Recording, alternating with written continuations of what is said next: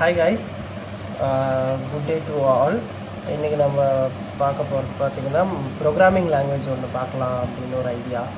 So programming லாங்குவேஜில் Python பார்க்கலாம். Python start பண்ணுவோம். நம்ம வீடியோஸ் கண்டினியூஸாக ஃபாலோ பண்ணுங்கள். பைத்தானை ஃபுல்லாக கம்ப்ளீட் பண்ணுற அளவுக்கு வீடியோஸ் போடலாம், ஓகேவா? ஸோ இன்றைக்கி பைத்தானோட பேசிக் பார்க்குறோம். பைத்தான் வந்து இன்வென்ட் பண்ணது எப்போனா 1991 இன்வென்ட் பண்ணாங்க. இன்வென்ட் பண்ணவங்க வந்து GUIDO வேன் ராசம், குடோ வேன் ராசம். இது உங்களுக்கு எப்படி ப்ரொனவுன்ஸ் ஆகுதோ ப்ரொனவுன்ஸ் பண்ணிக்கோங்க. இவங்க தான் இந்த பைத்தானை இன்வென்ட் பண்ணாங்க 1991. ஒரு லெபார்ட்டரியில் பண்ணாங்க. இந்த லெபார்ட்டரி எங்கே இருக்குன்னா நெதர்லாண்டில் இருக்குது. ஓகே, அந்த லெபார்ட்டரி நேம் வந்து சென்ட்ரம் விஸ்குண்டே அண்ட் இன்ஃபர்மேட்டிக்கா. இந்த லெபார்ட்டரியில் தான் அவங்க இந்த பைத்தானை கண்டுபிடிச்சாங்க. This is a lab for maths and computer science.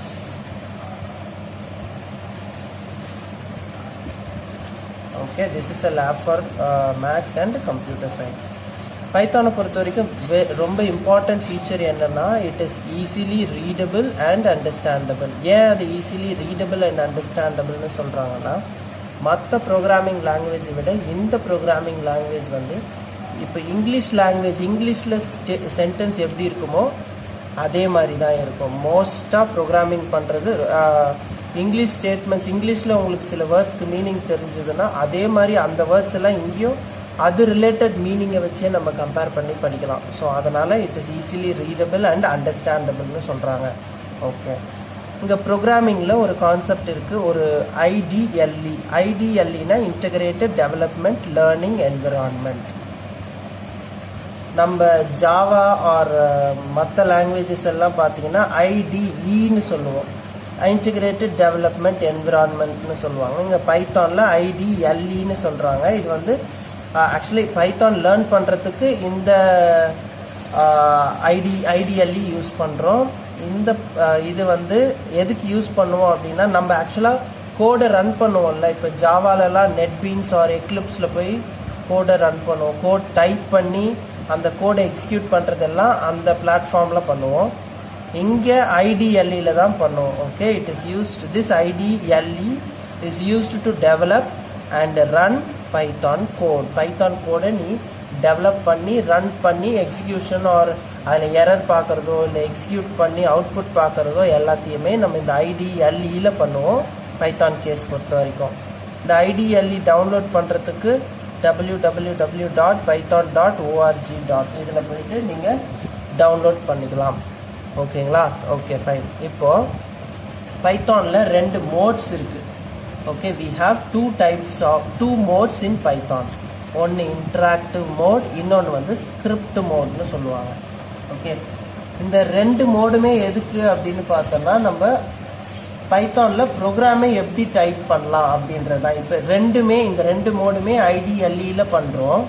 Okay, அந்த IDLEல பண்ணுறப்ப இந்த மோடுக்கு ஒரு அட்வான்டேஜ் இருக்குது, இந்த மோடுக்கு ஒரு அட்வான்டேஜ் இருக்குது. ஓகே, ஸோ இப்போ ஃபஸ்ட்டு இன்ட்ராக்டிவ் மோட்னா என்னென்னா, இதை வந்து ஆக்சுவலாக சிம்பிள் கேல்குலேட்டர் மோட்னு சொல்லுவாங்க. ஓகே, இந்த மோடில் நம்ம என்ன பண்ணுவோம்னா, டைரெக்டாக ப்ரோக்ராம் அப்படியே டைப் பண்ணுறோம். அப்படியே program type. For example, okay, இந்த மோடில் இன்னொரு விஷயம் தெரிய வேண்டியது என்னென்னா, இங்கே வந்து இந்த சிம்பிள் இருக்கும், இந்த சிம்பிள் இருக்கும். இந்த சிம்பிள் இருந்ததுனாலவே இது என்னன்னு சொல்லுவோம் அப்படின்னா பைத்தான் ப்ராம்ப்ட். இந்த சிம்பிள் பேர் பைத்தான் ப்ராம்ப்ட். இந்த சிம்பிள் உன்னோட IDLEல இருக்குது அப்படின்னா அதை வந்து இன்ட்ராக்டிவ் மோட் அப்படின்னு சொல்லிடலாம். இது ஒரு கீ பாயிண்ட். ஓகே, ஸோ இந்த இன்ட்ராக்டிவ் மோடில் இதை வந்து சிம்பிள் கேல்குலேட்டர் மோட்னு சொல்லுவோம். ஓகே, இங்கே டைரெக்டாக நம்ம அப்படியே இப்போது உன்னோட மோடில் வந்து ஃபார் எக்ஸாம்பிள் இப்போ இப்படி தான் இருக்குது அப்படின்னா இது வந்து இன்ட்ராக்டிவ் மோட்னு கண்டுபிடிச்சிட்டேன். இங்கே பக்கத்தில் 5 + 4 அப்படின்னு கொடுத்துட்டு என்டர் தட்டின அப்படின்னா அடுத்து உனக்கான அவுட்புட் இங்கேயே கிடச்சிரும். இம்மிடியட்டாக நீ இந்த மோட்லேயே அப்படியே டைப் பண்ணி அப்படியே அவுட்புட்டும் நீ பார்த்துக்கலாம். ஓகே, இதை தான் இன்ட்ராக்டிவ் மோட்னு சொல்லுவாங்க. ஓகே, இதுக்கு ஒரு எக்ஸாம்பிள் பார்ப்போம். இப்போ வந்து இன்டராக்டிவ் மோடுக்கான ஒரு எக்ஸாம்பிள் பார்ப்போம். ஸோ இப்போ இப்படி தான் இருக்கும் அந்த பைத்தான் ஐடிஎல்இ. ஓகேவா, நான் சொன்ன அந்த www.python.org போய் நீங்கள் டவுன்லோட் பண்ணிங்கன்னா உங்களோட ஓஆர்ஜி இப்படி தான் இருக்கும். இதில் இது இன்டராக்டிவ் மோடா இல்லை ஸ்கிரிப்ட் மோடா அப்படின்றத எப்படி கண்டுபிடிக்கலாம்னா இந்த சிம்பிள் இருக்கிறத வச்சு கண்டுபிடிக்கலான்னு சொன்னேன். This is called Python prompt. Okay, இப்போ இதில் என்ன பண்ணியிருக்கோம்னா இப்போ இனிஷியலாக இங்கே இப்படி தான் இருக்கும், இங்கே இருக்கும். இதில் வந்து பிரிண்ட்டு பைத்தான் ப்ரோக்ராமிங் லாங்குவேஜ் இங்கே வந்து அப்படி கொடுத்துருக்காங்க. இங்கே இப்படி கொடுத்துட்டு இது என்ட்ரு பண்ணோம் அப்படின்னா இந்த பிரிண்டோட ஃபங்க்ஷன் என்ன பண்ணோம்னா இது உள்ள டபுள் கொட்டேஷனில் என்ன கொடுக்குறீங்களோ அதை அப்படியே பிரிண்ட் பண்ணுறோம். ஸோ இந்த பிரிண்ட் ஃபங்க்ஷன்லாம் நம்ம அடுத்தடுத்த கிளாஸஸில் பார்க்கலாம். இப்போதைக்கு ஜென்ரலாக இப்போ ஃபர்ஸ்ட் லைனில் ப்ரோக்ராமிங் வச்சு என்ட்ரு கொடுத்தோன்னே பைத்தான் ப்ரோக்ராமிங் லாங்குவேஜ் இது அப்படியே உள்ளே இருக்கிறது அப்படியே இதுதான் அவுட்புட். ஆக்சுவலாக இந்த ஃபர்ஸ்ட் லைன் ஆஃப் கோடுக்கு இதுதான் அவுட்புட். இதுலேருந்து நான் என்ன சொல்கிறேன்னா இன்ட்ராக்டிவ் மோடில் இதுலேயே நீ கோடிங் அப்படியே நீ அப்பப்போ கோட் பண்ண உன்னால் அவுட்புட்ஸ் அங்கேயே அந்த ஸ்க்ரீன்லேயே பார்த்துடலாம் அப்படின்னு சொல்கிறேன். ஓகே, இப்போ அடுத்து இப்போ இங்கே வந்து x is equal to 10ன்னு எக்ஸ்ன்னு ஒரு வேரியபிள் அதுக்கு வந்து 10ன்னு வேல்யூ கொடுத்துருக்காங்க. இப்போ என்ட்ரு கொடுத்தனா நீ கேட்கலாம் இங்கே ஒரு எனக்கு அடுத்த லைனில் அவுட்புட் வரணும் இல்லை. x is equal to 10ன்றது இது நீ இங்கே ஆக்சுவலாக printfன்றது ஏதோ சம்திங் ஆப்ரேஷன் பண்ணுற அதை பிரிண்ட் பண்ணுது. இங்கே x is equal to 10ன்னு ஜஸ்ட் ஒரு வேரியபிள் இனிஷியலைஸ் பண்ணுறேன், அவ்வளோதான். அடுத்து y is equal to 20. சரி, ஓகே. அடுத்து z is equal to x plus y. அடுத்து இந்த z நான் என்ன பண்ண போறேன்னா அதை பிரிண்ட் பண்ண போறேன். So print the some is equal to இங்கே இசட்டோட வேல்யூ இங்கே என்ன உனக்கு வந்திருக்கோ அது அப்படியே பிரிண்ட் ஆகும். அதுதான் த சம் ஈக்குவல் டு இங்கே இசட்டோட வேல்யூ. இப்போ நீ இந்த இசட்டையும் டபுள் கொட்டேஷனுக்குள்ளே போட்டோன்னா உனக்கு இங்கே இசட்டுன்னு தான் வருமா காண்டி அங்கே இருக்கிற வேல்யூ வராது.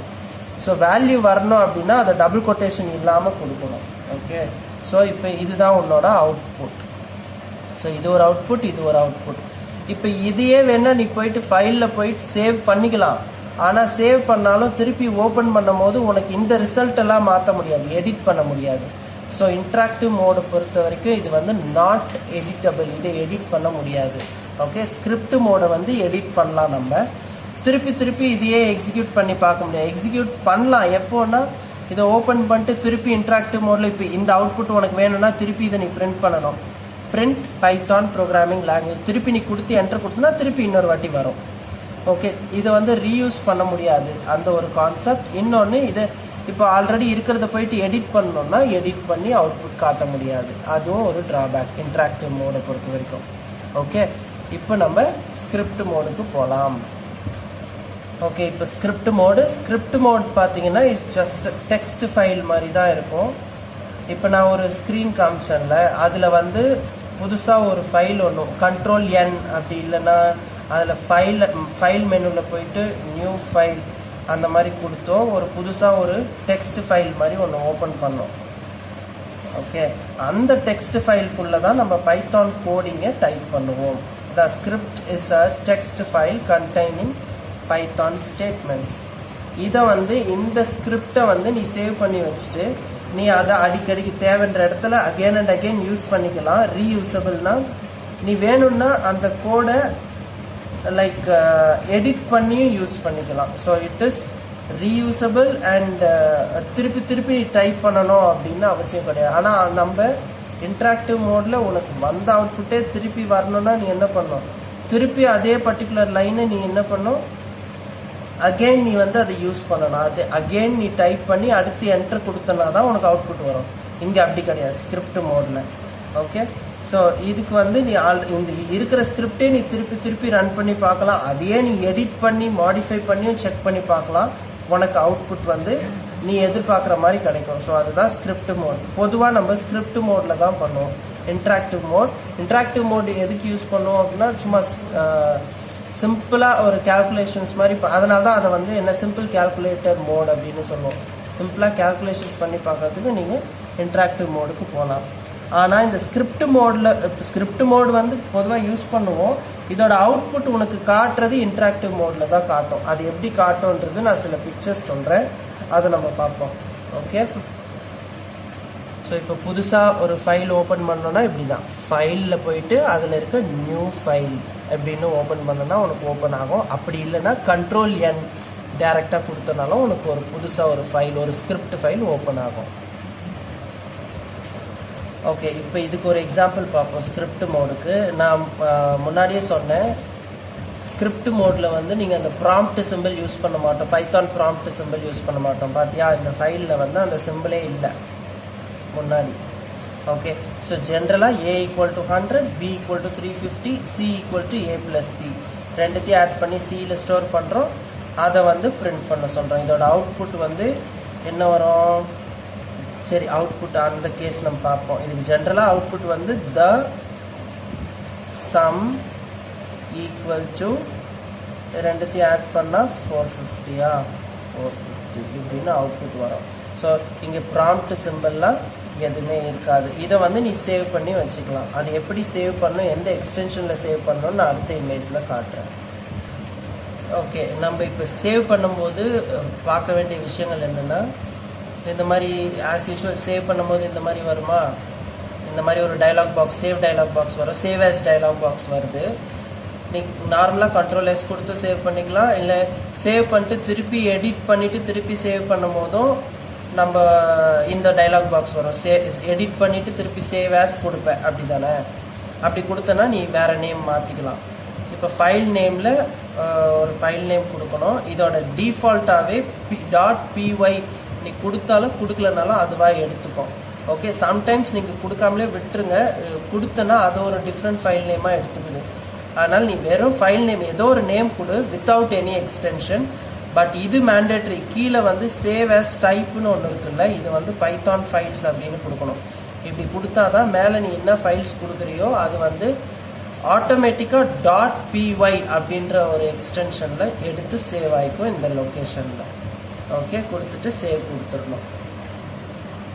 ஓகே, இப்போ சேவ் பண்ணதுக்கப்புறம் அதை ரன் பண்ணோம்ல, அதை ரன் பண்ணுறது எப்படின்னு பார்ப்போம். இப்போ இப்படி தானே இருக்கும் நம்மளோட ஷீட்டு.